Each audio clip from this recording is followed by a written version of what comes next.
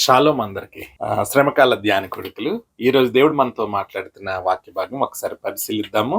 ఇర్మియా గ్రంథము 7వ అధ్యాయం 23వ వచనం ఒకసారి చదువుకుందాం. ఏదనగా నా మాటలు మీరు అంగీకరించిన యెడల నేను మీకు దేవుడినయ్యుందును, మీరు నాకు జనులయ్యుందురు, మీకు క్షేమము కలుగునట్లు నేను మీకు ఆజ్ఞాపించుచున్న మార్గం అంతటి యందు మీరు నడుచుకొనడి. ప్రియమైన వారలారా, మరి ఇర్మియా ప్రవక్త ద్వారా దేవుడు మాట్లాడుతున్న మాటలు ఇశ్రాయేలీలతో. మరి ఇర్మియా ప్రవక్త మరి యెరూషలేము మందిరమందు నిలుచొని మరి వస్తూ పోతున్న వారితో సెలవిస్తున్న మాట ఏమిటంటే, మీరు నా మాట వినండి అని దేవుడు చెప్తూ ఉన్నాడు.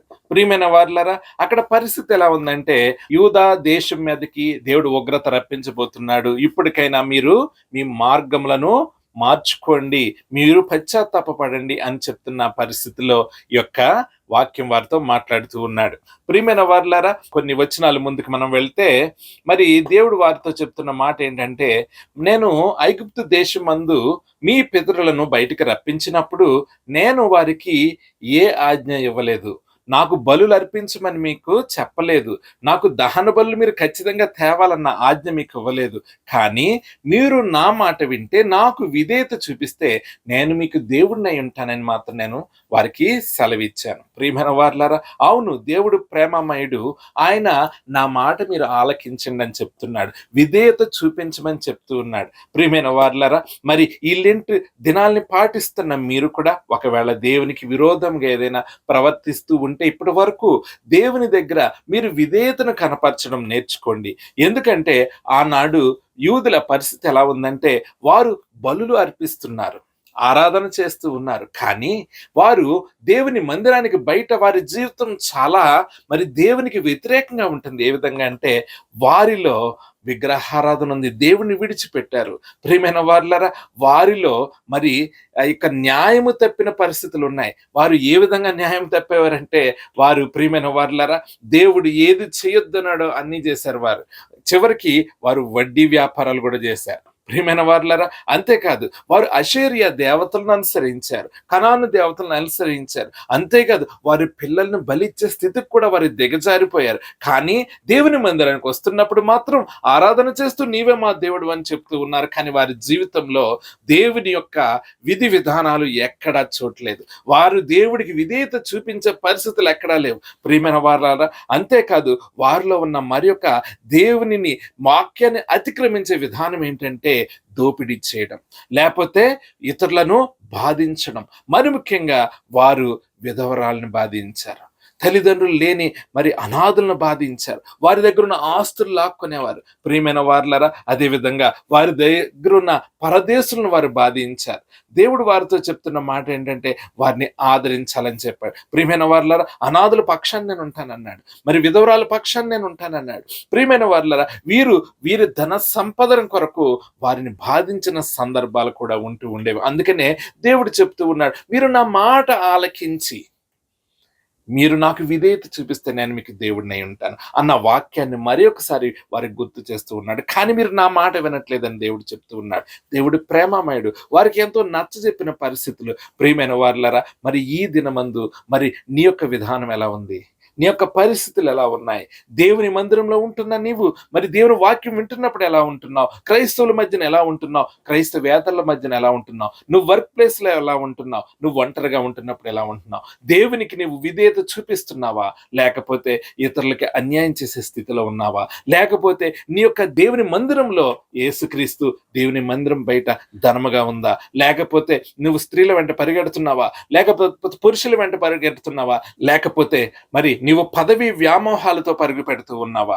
నీ యొక్క మరి పేరు ప్రఖ్యాతుల కొరకు వాటి వెనకట్లా నువ్వు పరిగెడుతూ ఉన్నావా? ఒక్కసారి జ్ఞాపకం చేసుకో.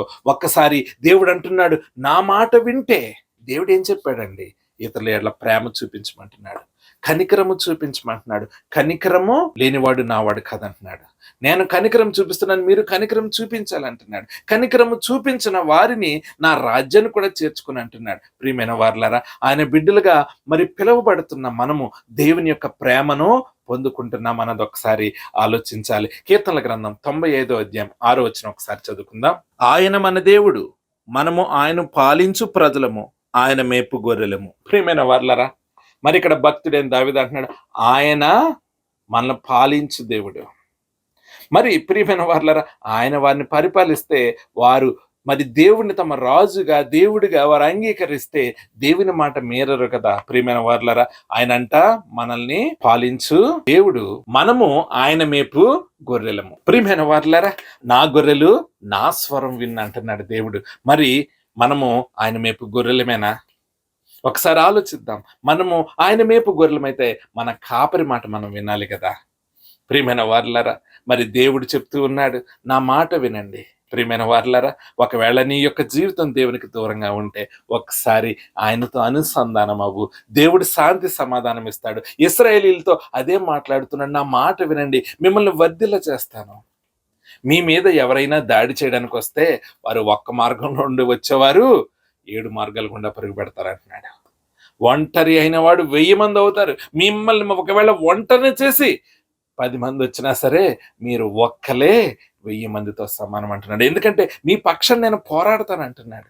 ప్రియమైన వారలారా, మరి దేవుని విధానములు ఎలా అంటే, అయితే నువ్వు దేవుని పక్షం, లేకపోతే దేవునికి విరోధం. మధ్యస్థంగా ఉండడానికి అవ్వదు. మరి నీ జీవితం ఏ విధంగా ఉంది? ఒకవేళ మధ్యస్థంగా ఉందా? ఈరోజు దేవుడు నీతో మాట్లాడుతున్నాడు. 99 గొర్రెలను విడిచి ఒక్క గొర్రె కొరకు మరి వచ్చిన దేవుడు అటువంటి ప్రేమమయుడు ఈరోజు నీతోనే మాట్లాడుతున్నాడు. నీ యొక్క పరిస్థితులన్నీ పక్కన పెట్టి నీవు దేవుణ్ణి మరి ఒక్కసారి నువ్వు అనుసరించడానికి సిద్ధమైతే, ఒక్కసారి లోకం నిన్ను ఏది గలిబిలి చేస్తుందో వాటన్నిటిని విడిచిపెట్టి నీ దేవుని వైపు అడుగులు వేయి. ఈ రాత్రికాల సమయం నీతో ప్రత్యేకంగా మాట్లాడుతున్నాడు. దేవుడు నిన్ను విడిపించి గొప్ప చేయడానికి సిద్ధంగా ఉన్నాడు. ఆయనతో అనుసంధానం అవ్వడానికి నీవు సదా సిద్ధమైతే ఒక ప్రార్థన ద్వారా ఆయనకి నీ యొక్క విజ్ఞాపన తెలియచే, ఆయన ఖచ్చితంగా ఆయన నీ మొర ఆలకిస్తాడు. ప్రియమైన వారలారా, మరి నువ్వు ఏ విధంగా ఆరాధిస్తున్నావు? ఆయన ఆరాధించేవారు ఆత్మతో సత్యముతో ఆరాధించాలి. నువ్వు నీ పూర్ణ హృదయంతో, పూర్ణ మనస్సుతో, పూర్ణ బలముతో, పూర్ణ శక్తితో నువ్వు ఆరాధిస్తున్నావా? అనగా నీ ఆరాధన కేవలం దేవునికి చెందాలి కదా. అటువంటి ఆరాధన నువ్వు చేయి, అటువంటి ప్రార్థన చేయి, హృదయపూర్వకంగా ప్రార్థన చేయి. ఆయన వాక్యానికి నువ్వు విధేయత చూపించు. నిన్ను దేవుడు దీవించబోతున్నాడు. నిన్ను నీ కుటుంబాన్ని అత్యధికంగా ఆశీర్వదించబోతున్నాడు. దేవుడి వాక్యం మీ అందరి హృదయాలు 100 ఫలింపజేయను గాక. ఆమేన్. God bless you all.